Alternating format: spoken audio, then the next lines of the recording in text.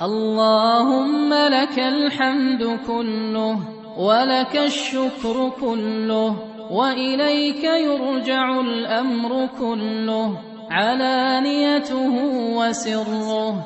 أهل أنت أن تعبد، أهل أنت أن تحمد، لا إله إلا أنت سبحانك إنا كنا من الظالمين.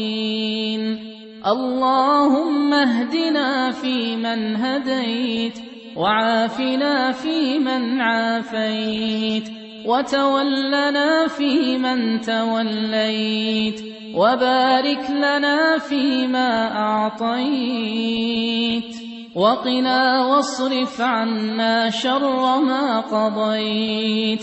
إنك تقضي ولا يقضى عليك، إنه لا يذل من واليت ولا يعز من عاديت، تباركت ربنا وتعالى.